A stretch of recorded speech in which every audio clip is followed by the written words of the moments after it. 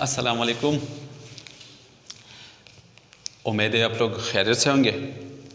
Students, आज topic है हमारा NMR स्पेक्ट्रोस्कोपी में हम एक सीरीज़ में आ रहे हैं।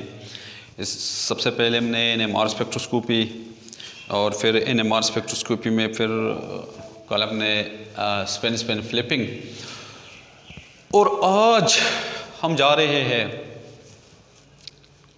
कुछ इम्पोर्टेंट की तरफ, केमिकल शिफ्ट। और केमिकल शिफ्ट के बाद हम करेंगे प्रोटॉन का नेचर हम पढ़ेंगे, और साथ साथ हम इसका यूनिट्स निकालेंगे। ठीक है, केमिकल शिफ्ट का यूनिट निकालेंगे और साथ साथ हम क्या करेंगे, कुछ एग्जाम्पल करेंगे, और यही है, और ज़्यादा तो नहीं है। इंशाल्लाह नेक्स्ट में एक और लेक्चर करूँगा, वो थोड़ा सा एडवांस करूँगा बेस लेवल के लिए। ठीक है, तो आप लोगों ने वहाँ भी अपने सुनना है, देखना है अपने। तो चलो चलो चलो चलो चलो चलो स्टार्ट लेते हैं जनाब। केमिकल शिफ्ट मैंने आप लोगों के सामने लिखा है। देखो, केमिकल शिफ्ट तब तक आप नहीं समझ पाओगे जब तक आप पहले वाले लेक्चर ना देख ले। पहले वाले जो हमने स्पिन फ्लिपिंग में हमने डिस्कशन किया था, वो थोड़ा सा आप पढ़ ले। तो इसका डेफिनेशन मैंने लिखा है, इसको अभी मैं थोड़ा सा मिटा देता हूँ। आप देखिए, मैंने लिखा है the differentiation of proton of different environment is called chemical shift. ये तो इस तरह डिफिनेशन नहीं है, हम डिफरेंट इन्वायरमेंट में प्रोटॉन का डिफरेंशिएशन करेंगे। कैसे करेंगे, तो इसको फिर हम केमिकल शिफ्ट कहते हैं। आगे जाके मैं थोड़ा सा एक्सप्लेन करने वाला, तो आप लोगों को फिर सही पता चलेगा। ठीक है, ये जो डिफिनीशन है ये थोड़ा सा आपने वाज़ेह करना है, अभी आपको इस चीज़ का पता नहीं चलेगा। ठीक है, आप लोगों ने पढ़ा था कि आपके पास कोई एक मॉलिक्यूल है जिसका एटम है, जिसके प्रोटॉन का स्पिन स्टेट, दोनों स्पिन स्टेट का एनर्जी एक जितना है। फिर आप लोगों ने पढ़ा था कि हम जब एक एक्सटर्नल मैग्नेटिक फील्ड अप्लाई कर देते हैं तो आप लोगों ने पढ़ा था कि दो स्टेट्स बनते हैं, upper energy state and lower energy state and lower energy states. आप लोगों को याद है ये चीज़, ये डेल ई था आपके पास। फिर आप लोगों ने पढ़ा था कि ये जो स्टेट है, ये जो स्टेट है ये एनर्जी एब्जॉर्ब करेगा रेडियो वेव रीजन से, ताकि लोअर एनर्जी ग्राउंड स्टेट से एक्साइटेड स्टेट में पहुंच जाए। तो कितना एनर्जी गेन करेगा, आप लोगों ने पढ़ा था कि ये डिपेंड करेगा अप्लाइड मैग्नेटिक फील्ड पर। कितना आपने अप्लाई किया, ज़्यादा अप्लाई किया या कम अप्लाई किया है। ज़्यादा अप्लाई किया है, रेजोनेंस कब हुआ था, जब एटॉमिक जो तुम्हारा आपके पास जो प्रोटॉन था, उस प्रोटॉन का जो फ्रीक्वेंसी था, क्योंकि वो तो एक टेनी मैग्नेट के तौर पर काम करता है, उसका जो फ्रीक्वेंसी था जब वो अप्लाइड मैग्नेटिक फील्ड के फ्रीक्वेंसी के बराबर हो रहा था, तब रेडियो वेव एब्जॉर्ब हो रहे थे। ठीक है, रेडिएशन एब्जॉर्ब हो रहे थे और लोअर एनर्जी स्टेट से हायर एनर्जी स्टेट में इसको पहुंचाते थे। ठीक है, ऐसा था ना। अब क्वेश्चन ये है कि जब ये अप्लाइड मैग्नेटिक फील्ड मैंने अप्लाई किया, ठीक है, दो स्पिन स्टेट्स बन गई, lower energy and higher energy state हो, तो ये सिर्फ अप्लाइड मैग्नेटिक फील्ड पर एनहिसार करता है, डिफेंड करता है, या कोई और चीज़ पर भी डिफेंड करता है। तो जनाब, चूँकि हम जा रहे हैं प्रोटॉन NMR में, प्रोटॉन NMR स्पेक्ट्रोस्कोपी, हमारा ये टॉपिक जो रिलेट है ये प्रोटॉन NMR के साथ, यानी हाइड्रोजन के NMR हम लेते हैं, किसी और चीज़ का हम नहीं करते हैं। अभी हम सिर्फ प्रोटॉन NMR करते हैं, यानी हाइड्रोजन NMR करते हैं। ठीक है, तो प्लीज़ पॉइंट वहाँ से नोट करें। अप्लाइड मैग्नेटिक फील्ड अपने अप्लाई किया, दो स्पिन स्टेट्स बन गई, upper energy spin state, lower energy spin state. Lower energy spin state energy absorb करता था, रेडियो वेव फ्रीक्वेंसी एब्जॉर्ब करता था, और अपर एनर्जी स्टेट में ये स्पिन स्टेट में ये पहुंच जाता था, ग्राउंड स्टेट से एक्साइटेड स्टेट में। ठीक है, डिफेंड करता था प्रोटॉन अप्लाइड मैग्नेटिक फील्ड पर। तो अब सिर्फ ये बात है कि ये सिर्फ अप्लाइड मैग्नेटिक फील्ड पर डिपेंड करता है या कोई और चीज़ पर डिपेंड करता है, तो बेशक ये बहुत ये सॉरी ये प्रोटॉन पर भी डिपेंड करता है, हाइड्रोजन पर भी डिपेंड करता है। कैसे करता है? Let's see. तो मैंने लिखा यहां पर, याद रखो इस चीज को अभी मिटाना पड़ेगा। केमिकल शिफ्ट मैंने लिखा था, अभी इसको थोड़ा सा मैं मिटा देता हूं, आप लोगों के सामने मैं इसको रख देता हूं। आप देखिए मैंने लिखा शील्डेड प्रोटॉन। आप लोगों को पता है कि ये हमारे किसी एटम का न्यूक्लियस है। मैंने क्या कहा? ये किसी एटम का न्यूक्लियस है, बस ऐसा ही, ठीक है।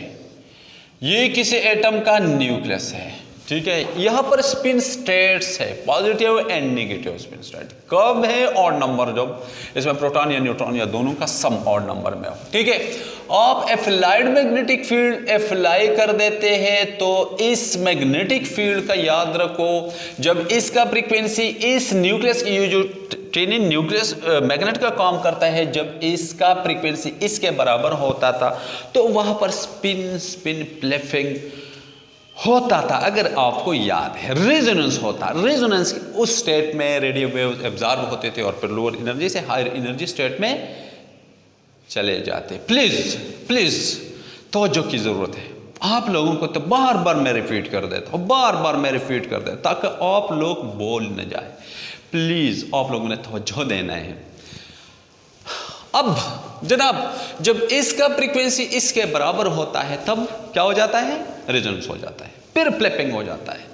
तो जनाब इसका फ्रीक्वेंसी बिल्कुल इसके बराबर तो नहीं होता है, इनिशियल बराबर नहीं होता है, फिर इसका हम वेरिएशन लाएंगे, इसमें वेरिएशन लाएंगे। कब इसके बराबर हो जाएगा तो इसमें हम वेरिएशन, अगर कम है तो ज़्यादा कर देंगे, स्ट्रांग कर देंगे, अगर फील्ड कमज़ोर है तो स्ट्रांग कर देंगे, अगर स्ट्रांग है तो वीक कर देंगे, ठीक है। हम वेरिएशन वेरी करेंगे तब जाके इसके बराबर हो जाएगा।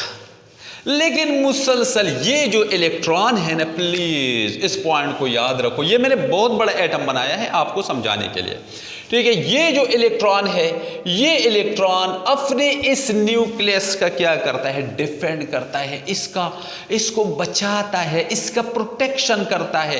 ये कभी इसका बराबर नहीं होने देते हैं। ये जो इलेक्ट्रॉन है इस अपने न्यूक्लियस को इस एप्लाइड मैग्नेटिक फील्ड से बचाता है। और जब बचाता है इसको हम केमिकल शिफ्ट कहते हैं। अब देखो उसने बचाना शुरू किया, आगे जाके आपको पता चलेगा। मैं दो एग्जाम्पल आप लोगों के सामने रखूंगा तो आपको समझ आएगा। लेकिन अभी ये जो इलेक्ट्रॉन है, क्या इस अप्लाइड मैग्नेटिक फील्ड से इसको बचाएगा कि नहीं? जब बचाएगा तो इसका फ्रीक्वेंसी इसका मैच नहीं हो रहा है। इतना ताकतवर तो इलेक्ट्रॉन नहीं कि इसको बिल्कुल बचा ही लेगा, नहीं बचा सकता है, कोशिश करता है ताकि इसको बचाए। कितना उन्होंने अप्लाई किया। मैं कहता हूं एक कमज़ोर है, एक ताकतवर है, दोनों के दरमियान मुकाबला है। कमज़ोर डायरेक्ट अपना हक ताकतवर को नहीं देता है, उसके कुछ तो रेजिस्टेंस करेगा, तब जाके फिर बेचारा हार मानेगा, ठीक है। ऐसा ही है। तो इलेक्ट्रॉन इतना ताकतवर तो नहीं है कि वो रेजिस्टेंस तो बस मुसलसल कर देगा और कभी बराबर नहीं होएगा, बराबर होगा लेकिन थोड़ा सा रेजिस्टेंस ज़रूर करेगा। ओके जी।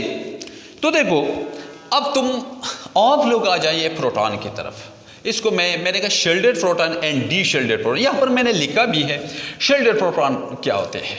आप इसको मिटाएं तो आपको वाज़ेह समझ इसका आएगा। जी।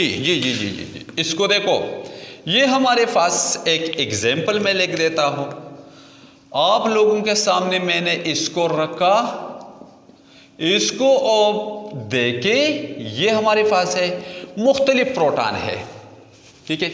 और ये भी देखो, अगर मैं इसको यू लिखूं, चलो इस तरह करते हैं, इसको यू लिख देते हैं, चलो ठीक है। ओके ठीक है। थोड़ा सा देखो, थोड़ा सा समझने की कोशिश करो। मैं बताने वाला हूँ इन केसेस को मैं अगेन से फिर से भी करूँगा वहाँ पर जब हम एग्जाम्पल में करेंगे। लेकिन यहाँ पर आपको समझाने के लिए मैं ऐसा करता हूँ। अब देखो जनाब, ये हमारे पास है इस हाइड्रोजन का इस कार्बन के साथ बॉन्ड है, इस हाइड्रोजन का भी इसके साथ बॉन्ड है, इसका सारे हाइड्रोजन एक जैसे है, सारे प्रोटॉन क्योंकि इस प्रोटॉन के इस बॉन्ड किसके साथ है? कार्बन का, इसका भी कार्बन, इसका भी कार्बन, इसका भी कार्बन, इसके भी कार्बन, इसका भी कार्बन, और कोई ऐसा आइटम है भी नहीं। तो देखो मैंने वो नहीं एक्सप्लेन करना, मैं कोई और चीज़ एक्सप्लेन करना है, वो लेटर ऑन केसेस में आ रहा है। आप अभी समझने की ये कोशिश करो कि इन दोनों का दरमियान ये कार्बन के वैलेंस इलेक्ट्रॉन, इसको मैं क्रॉस से जाहिर करता हूँ, इसको मैंने डॉट से जाहिर किया, ठीक है। ये इन दोनों के दरमियान बॉन्ड है। तो क्या इस कार्बन का इलेक्ट्रोनेगेटिविटी तो इतना ज़्यादा नहीं है कि वो हाइड्रोजन से इलेक्ट्रॉन अपने तरफ खींच ले, लेकिन अगर आप लोगों को ये केस नज़र आता है, इस केस को मैं थोड़ा सा आप लोगों के सामने रखो। अभी मैंने ऑक्सीजन के जो इलेक्ट्रॉन थे उसको मैंने क्रॉस से जाहिर किया है, इसको मैंने क्रॉस से जाहिर किया है, इसको डॉट से, लेकिन ये जो है इसका इलेक्ट्रोनेगेटिविटी ऑक्सीजन का इतना ज़्यादा है कि इलेक्ट्रॉन को ऑक्सीजन के करीब ले आता है। क्या करता है, मैं थोड़ा सा इसको यू बनाऊँ, ठीक है। ये जो इलेक्ट्रॉन थे, ये जो इलेक्ट्रॉन थे, जो शराकती इलेक्ट्रॉन थे, वो भी आए हैं, ठीक है। वो कहाँ पर आए? ऑक्सीजन के बिल्कुल करीब आए हैं। अभी देखो मैंने कहा था ना कि ये जो इलेक्ट्रॉन है ये एक्सटर्नल मैग्नेटिक फील्ड जब अप्लाई होता है तो इसका फ्रीक्वेंसी और इसका फ्रीक्वेंसी तो आपस में बराबर नहीं होता है, ये बराबर करना चाहता है, ठीक है। ये मैं अप्लाइड मैग्नेटिक फील्ड इसको बराबर करना चाहता है, लेकिन यहाँ पर जो इलेक्ट्रॉन होते हैं ये इलेक्ट्रॉन अपने न्यूक्लियस को बचाता है उस अप्लाइड मैग्नेटिक फील्ड से। अब बताओ ये ज़्यादा बचाएगा या ये वाला ज़्यादा बचाएगा? अभी इसके जो नज़दीक इलेक्ट्रॉन थे, जो इलेक्ट्रॉन इसको बचाता था, एक्सटर्नल मैग्नेटिक फील्ड से बचाता था, वो इलेक्ट्रॉन तो अभी है नहीं, वो तो ऑक्सीजन की तरफ चले गए हैं, ठीक है। तो जनाब बताओ ये चीज़ बताओ, अब ये प्रोटेक्शन नहीं कर पाएगा। ये जो चीज़ है ये डी शेल्डेड प्रोटॉन है, ये जो प्रोटॉन है अभी डी शेल्डेड है, लेकिन जनाब इस प्रोटॉन को देखो तो ये शेल्डेड प्रोटॉन है, ये बचाता है, इसका इलेक्ट्रॉन इसके बिल्कुल क्लोज में पड़े हैं, इस कार्बन ने अपनी तरफ नहीं ज़्यादा खींच लिए हैं, क्योंकि इसका इलेक्ट्रोनेगेटिविटी इतना ज़्यादा नहीं है कि वो इतना ज़्यादा खींच ले, थोड़ा सा तो खींच लेगा लेकिन ज़्यादा नहीं, थोड़ा सा खींच लेगा, ज़्यादा नहीं, क्योंकि इसका 2.4 और इसका 2.1 है, इलेक्ट्रोनेगेटिविटी डिफरेंस 0.3 है, ये नॉन पोलर बॉन्ड है, ये भी याद रखो, ठीक है। तो मैंने क्या लिखा? The electronic cloud close to the nucleus will be called shielded proton, जो न्यूक्लियस के करीब हो। ये प्रोटॉन जब इनके इलेक्ट्रॉन इसके न्यूक्लियस के करीब, इस हाइड्रोजन के करीब पड़े हो तो उसको हम शेल्डेड प्रोटॉन कहते हैं। तो इसके तो करीब पड़े हैं, लेकिन यहाँ पर जो है ये डी शेल्डेड है, इससे इलेक्ट्रॉन चले गए हैं, ये डी शेल्डेड प्रोटॉन इसको कहते हैं।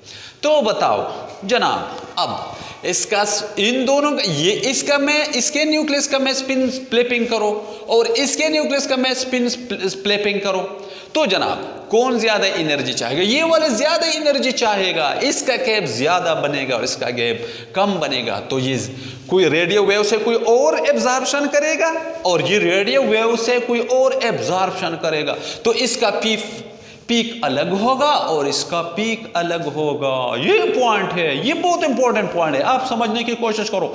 ये एनएमआर का सबसे इंपॉर्टेंट पॉइंट है। देखो इसका पीक अलग होगा और इसका पीक अलग होगा। बहुत सारे हमने प्रोटॉन देखे हैं, लेकिन ऑफन शेल्डेड एंड डी शेल्डेड प्रोटॉन को पहचानना है। शेल्डेड प्रोटॉन जब एक जैसे तकरीबन इलेक्ट्रोनेगेटिविटी किसी एटम के एक जैसा हो तो समझिए कि वो तो इलेक्ट्रॉन तो वो एटम अपनी तरफ ज़्यादा नहीं खींच सकेगा, तो इसलिए वो शेल्डेड है। और जो ऐसे एटम, अगर कोई ऐसा एटम अटैच है प्रोटॉन को जिसका इलेक्ट्रोनेगेटिविटी बहुत ज़्यादा है, तो उस प्रोटॉन से इलेक्ट्रॉन अपने तरफ खींच लेगा और वो डी शेल्डेड होगा, वो डी शेल्डेड होगा। अभी पीक अलग देगा, ये बहुत इंपॉर्टेंट पॉइंट है। ओके जी, नहीं ओके जनाब। So the next one is, अब एक और पॉइंट को समझने की कोशिश करो। यही मैं एग्जाम्पल ले लेता हूँ, अगेन से मैं ले लेता हूँ, इन दोनों एग्जाम्पल को फिर से मैं कंसीडर कर देता हूँ।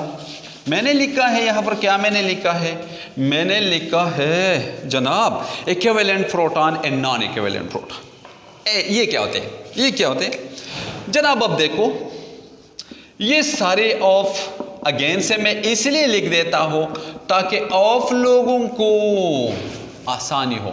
जनाब ये प्रोटॉन कार्बन को अटैच है, ये प्रोटॉन भी कार्बन को अटैच है, ये प्रोटॉन भी कार्बन को अटैच है। अच्छा, उस कार्बन का नेचर क्या है?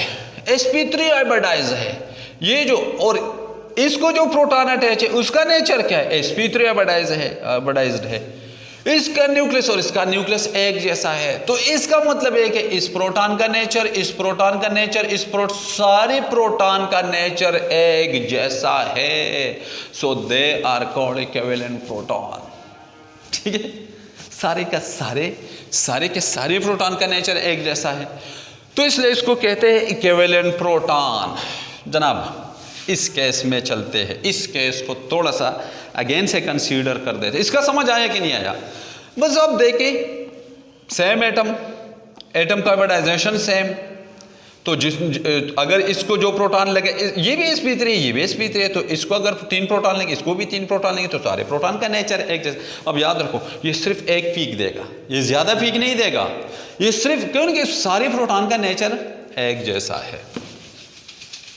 ये वाला चीज अब थोड़ा सा आपने पढ़ना है, ये मुश्किल नहीं है, बहुत आसान है, लेकिन आप लोगों ने अगर कॉन्सेप्ट क्लियर करना है। ओके जी, सबसे पहले ये वाला तो देखो, ये तो बिल्कुल अलग प्रोटॉन है, क्योंकि ये तो एक ये जो है ये डी शेल्डेड है, क्योंकि उसको जो एटम, जिस एटम के को ये अटैच हुआ है, जिसके साथ उन्हें बॉन्ड किया, वो ज्यादा इलेक्ट्रोनेगेटिव एटम है। ठीक है, तो ये क्या करेगा?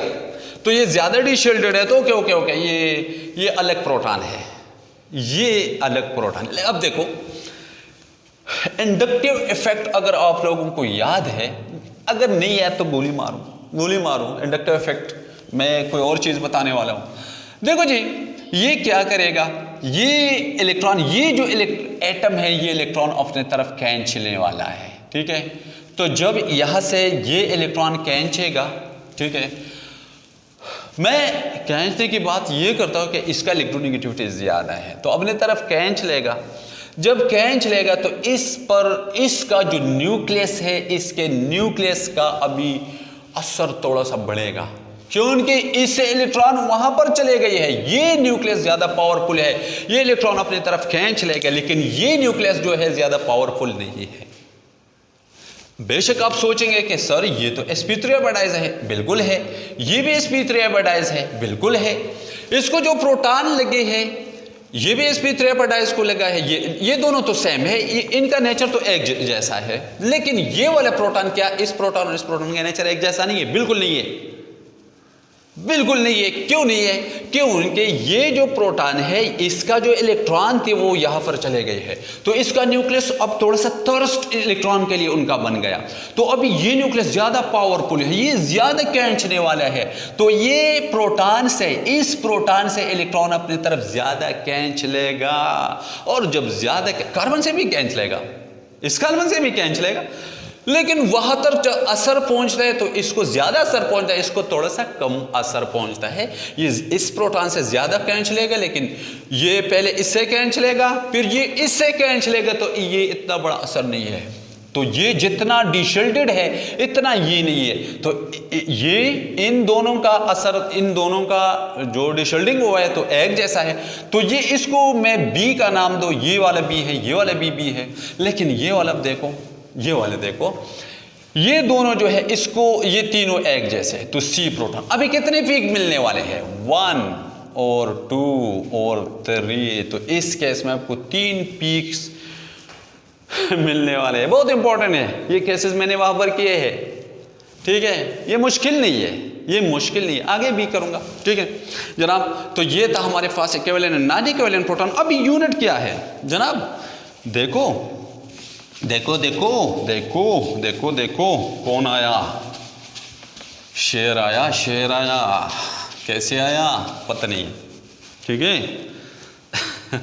ओके जी, तो चलो यूनिट इसका हम लेते हैं। यूनिट्स एक बहुत इंपॉर्टेंट पॉइंट की तरफ चलते हैं केमिकल शिफ्ट को थोड़ा सा और भी कर देते हैं, लेकिन पहले यूनिट्स थोड़ा सा, इसको हम ppm एंड हर्ट्ज के यूनिट में करते हैं। इसको कहता है डेल्टा और इसको कहते हैं टा। हमेशा याद रखो एक टा बराबर है 10 माइनस डेल्टा, 10 माइनस डेल्टा। ये बहुत इंपॉर्टेंट फार्मूला भी है और याद रखो हमेशा TMS हमारे पास होते हैं, TMS। ये बहुत इंपॉर्टेंट पॉइंट है जो मैंने यहाँ पर नहीं लिखा है, लिखना चाहिए था।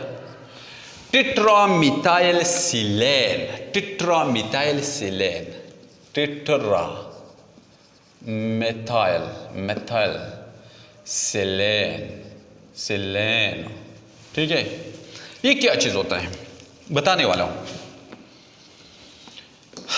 टेट्रामिथाइल सिलेन, ऑफ सिलिकॉन ले ले, इसको यहां पर ऑफ क्या लगा ले, प्रोटॉन लगा ले, यहां पर भी मिथाइल लगा ले, सॉरी मिथाइल लगा ले, चारों तरफ से यहां पर इसको मिथाइल लगा ले।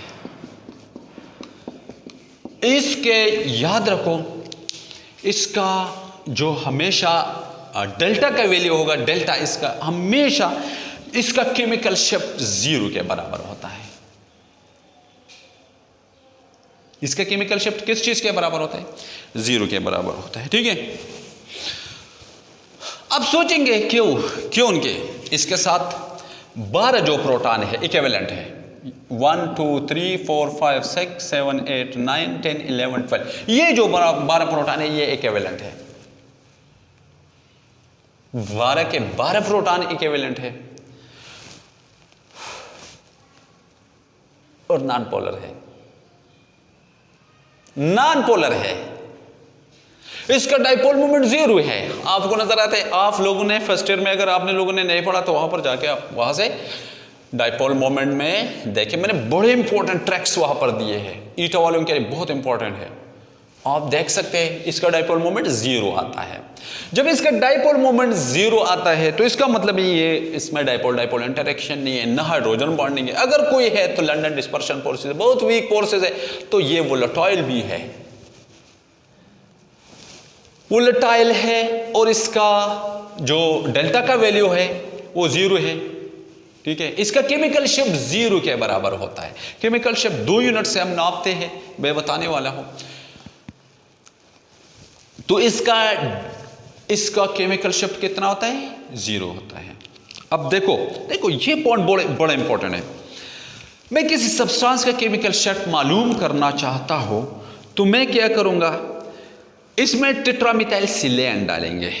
टेट्रामिथाइल मैंने सिलेन डाला, अब केमिकल शिफ्ट मैंने वहां पर NMR स्पेक्ट्रोमीटर से मालूम किया कि इतना इसका केमिकल शिफ्ट है, ओके जी, मालूम किया। तो जितना भी केमिकल शिफ्ट तुम्हें मिला वो उसी कंपाउंड का है, उसी सब्सटेंस का है। इसमें TMS का तो 0 था, तो स्टैंडर्ड ऑफ कंपैरिजन करेंगे, किसी सब्सटेंस का केमिकल शिफ्ट ऑफ उसका कंपैरिजन करेंगे, किसी सब्सटेंस के प्रोटॉन का केमिकल शिफ्ट का कंपैरिजन किस चीज के, TMS के प्रोटॉन के केमिकल शिफ्ट के साथ जब होता है तो उसी को हम केमिकल शिफ्ट कहते हैं।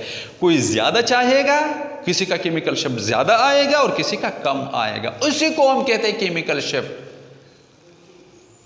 अब समझ में आया?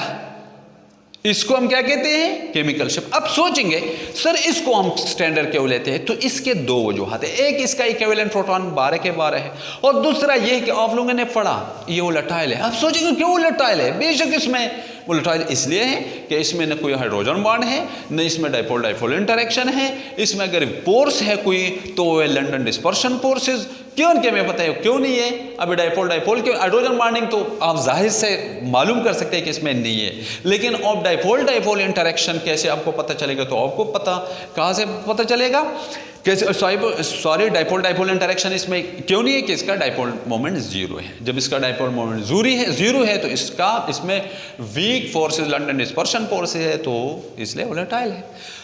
तो अभी सब्सटेंस में आपने डाला, इसका केमिकल शिफ्ट आपने मालूम किया और थोड़ा सा हीट दिया तो ये चलेगा, उड़ेगा, चलेगा, आपको फेवर सब्सटेंस मिलेगा।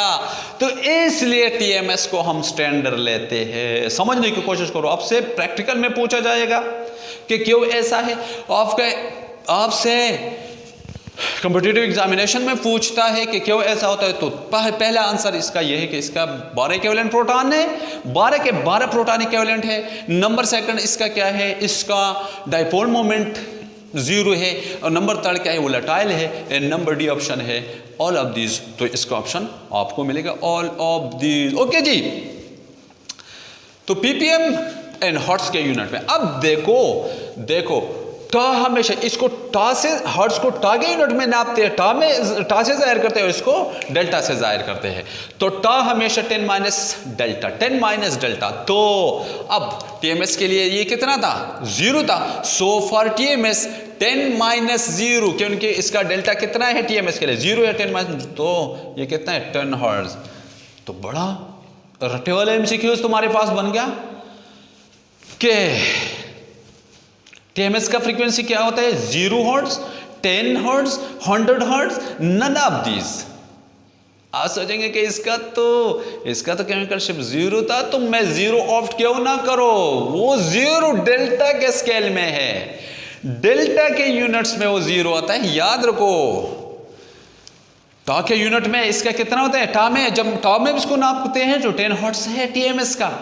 ओके जी, ओके दैट इज। और आप जब निकालेंगे फार्मूला क्या है, तो डेल्टा किसी सब्सटेंस के लिए डेल्टा जब आप निकालेंगे तो हम ऑब्जर्व फ्रीक्वेंसी ऑफ टीएमएस का फ्रीक्वेंसी आप लेंगे, कितना है वो 10 हर्ट्ज है, हर्ट्ज में जब आप करेंगे। और ऑपरेशनल फ्रीक्वेंसी उस मैग्नेट का फ्रीक्वेंसी क्या था जो आपने अप्लाई किया था, मल्टीप्लाइड बाय 10⁻⁶, तो आप निकाल सकोगे। ये इतना इंपॉर्टेंट नहीं है, ये नीचे के आगे के लेवल्स में बहुत इंपॉर्टेंट है। यहाँ पर सिर्फ एमसीक्यूज का आप कर ले, ज़्यादा कुछ नहीं है इसमें, आपने इससे ज़्यादा आपने कुछ इसके ऊपर नहीं करना है, ठीक है।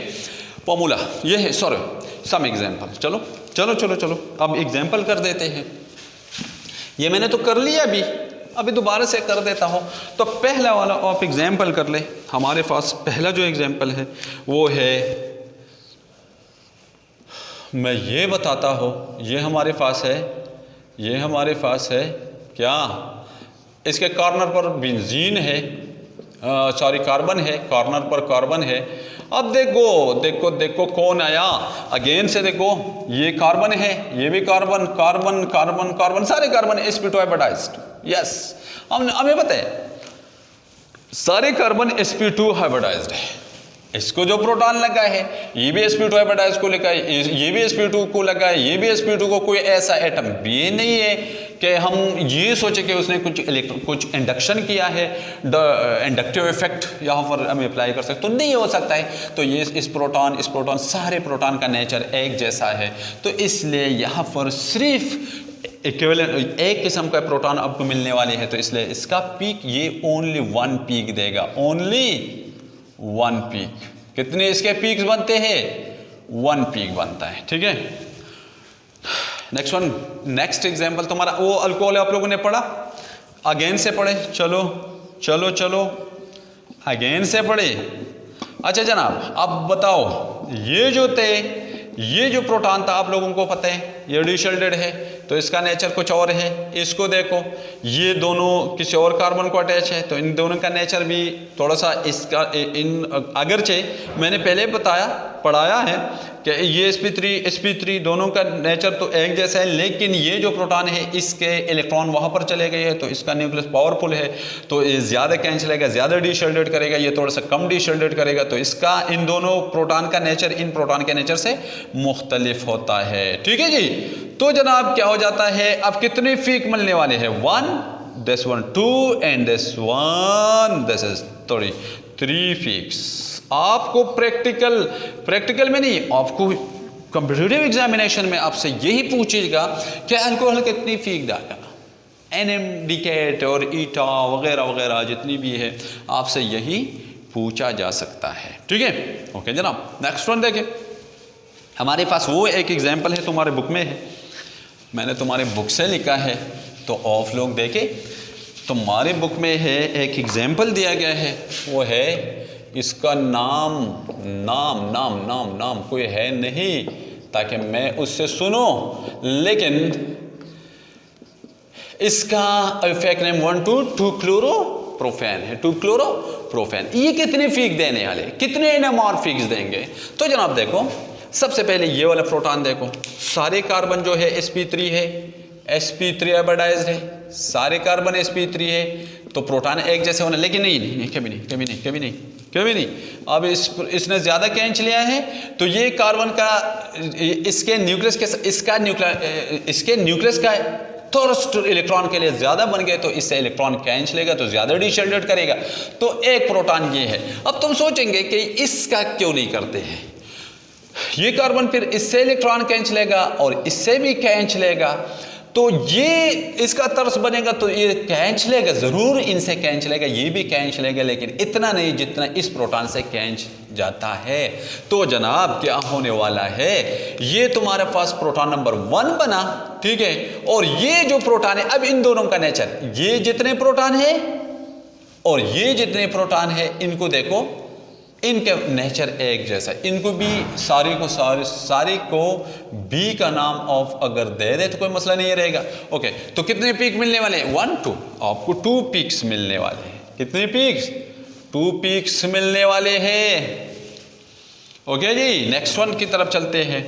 ये है तुम्हारा फिनोल, चलो मैं फिनोल में कर देता हूं इसको, क्योंकि ये मैं क्यों करता हूं, इसलिए कि बेंजीन इससे पहले आप लोगों ने पढ़ा, बेंजीन आप लोगों ने पढ़ा था, और ये तुम्हारी बुक के एमसीक्यूज भी है। इसको थोड़ा सा समझने की कोशिश करो, ठीक है। ये तो ज्यादा डिसल्टेड प्रोटॉन है, एक पीक तो यहां पर आपको मिलने वाला है। ओके जी, ये तो क्लियर है, एक पीक यहां पर मिलने वाला है। अब पॉइंट क्या है, पॉइंट क्या है, अगर आप लोगों को बेंजीन रिंग याद हो तो आप लोगों ने पढ़ा था कि ये इलेक्ट्रॉन डोनेटिंग ग्रुप है, अर्थ पैरा ओरिएंटिंग ग्रुप है। बेशक इस प्रोटॉन का नेचर तो अलग है, लेकिन फिर ये ग्रुप जो है ये सारा अर्थ पैरा ओरिएंटिंग है, तो ये तुम्हारा अर्थो ग्रुप पोजीशन था, ये मेटा और ये पैरा था, अर्थ पैरा ओरिएंटिंग है। ओके जी, ओके जी, जब इसको इलेक्ट्रॉन देगा तो जनाब अब अर्थो पैरा इलेक्ट्रॉन कहां पर आएगा, इलेक्ट्रॉनिक डेंसिटी अर्थो पोजीशन पर ज्यादा हो जाएगा। अब इस कार्बन को इलेक्ट्रॉन की जरूरत है, इस कार्बन के साथ इलेक्ट्रॉन ज्यादा है तो उसको हाइड्रोजन के साथ शेयर करेगा, ठीक है। इलेक्ट्रॉन जब ज्यादा है तो इसके साथ शेयर तो नहीं करेगा, लेकिन हाइड्रोजन के साथ भी इलेक्ट्रॉन ज्यादा है, तो अब ये लेस डिसल्टेड है, ये प्रोटॉन लेस, ये दोनों प्रोटॉन एक जैसे है, ये भी अर्थो पोजीशन पर, ये भी अर्थो पोजीशन पर, तो ये लेस डिसल्टेड है, तो एक प्रोटॉन ये। अब देखो यहां पर तो बिल्कुल इलेक्ट्रॉन नहीं आते हैं, ये मेटा ओरिएंटिंग है नहीं, तो इसका नेचर तो इनसे बिल्कुल अलग है, तो इसको मैं बी का नाम दे दूं। आप सोचेंगे इसको सी का नाम, इन दोनों को मैं सी का नाम दूं, लेकिन ये प्रोटॉन ये तो अर्थो पैरा तो है, इसको भी यहां पर पहुंचता है, लेकिन अर्थो को ज्यादा पहुंचता है, पैरा को थोड़ा सा कम पहुंचता है। क्योंकि इसका असर जब यहां पहुंचता है तो यहां पर बहुत कुछ हो जाता है, यहां तक जब पहुंचता है तो यहां पर बहुत कुछ हो जाता है। ऑर्गेनिक में आप लोगों ने पढ़ा था, अगर आप लोगों ने नहीं पढ़ा है तो मैं लेक्चर करूंगा, आप देखें फिर इंशाल्लाह। तो जनाब इस प्रोटॉन का नेचर भी इन सबसे अलग है, तो इसको डी का नाम मैं दूं, तो अब बताओ कितने हैं, सारे कितने पीक्स मिलने वाले हैं, 1 2 3 4 पीक्स। ये किसी ईटा या कोई और मेडिकल कॉलेज में किसी टेस्ट में भी आया था कि फिनोल के लिए कितने एनएमआर पीक्स पॉसिबल है, तो 4 पीक्स पॉसिबल है। कोई और एग्जांपल ऑफ कर ले, जो भी ऑफ करना चाहे। अभी मैं जनरल एक एग्जांपल कर देता हूं, आप कोई भी देखो, जनरल ये सारे जनरल हैं, कोई भी फॉर एग्जांपल आप सोचेंगे कि मैं एल्डिहाइड का देखो, तो एल्डिहाइड में किस तरह होते हैं, देखो ये जो प्रोटॉन है ये किस कार्बोनिल ग्रुप के वैक्सिनिटी में है, तो इसका एक प्रोटॉन यहाँ पर, एक पीक यहाँ पर भी, ये 1 पीक हो, और इन सब का नेचर एक जैसा है, तो इसको बी का नाम दो, तो 2 पीक पॉसिबल है। अब जनाब इसको देखो, इसके लिए कितने पीक्स पॉसिबल, इसके लिए इन सब प्रोटॉन का नेचर एक जैसा है, तो एल्डिहाइड के लिए एल्डिहाइड के लिए टू पीक्स पॉसिबल है, और यहाँ पर इस चीज़ के लिए 1 पीक, क्योंकि इसका नेचर, इन प्रोटॉन का नेचर इन प्रोटॉन के नेचर के बिल्कुल बराबर होता है। अगर ये कार्बन यहाँ से ऑक्सीजन खींच लेता है तो ये कार्बन यहाँ से भी खींच लेगा, यहाँ से भी खींच लेगा, फिर ये इस जितना इस कार्बन का इस पर असर होता है, इस कार्बन का इस पर भी उतना ही होता है। तो इसलिए ये सारी पीक्स ये ओनली इक्विवेलेंट प्रोटॉन है और ये 1 पीक देने वाले हैं। बहुत आसान है, ट्रैक्स भी बताऊंगा इंशाल्लाह। नेक्स्ट इसका ट्रैक्स ऑफ NMD क्वाड में कैसे ऑफ मालूम करेंगे फौरन विदिन 20 सेकेंड 30 सेकेंड्स ऑफ, कैसे मालूम करेंगे कि इस कंपाउंड्स के लिए कितनी पीक्स पॉसिबल है। Thank you. अगर वीडियो अच्छी लगी तो सब्सक्रिप्शन करना मत भूलिएगा, लाइक देना मत भूलिएगा, और साथ साथ फ्रेंड्स से रिक्वेस्ट भी करना है ताकि वीडियो को देखे भी, वॉच भी करिए और सब्सक्रिप्शन भी करिए। Thank you. नेक्स्ट लेक्चर के साथ फिर से मुलाकात होगी, तब तक के लिए इजाज़त चाहता हूँ। अल्लाह हाफिज़। अस्सलाम वालेकुम।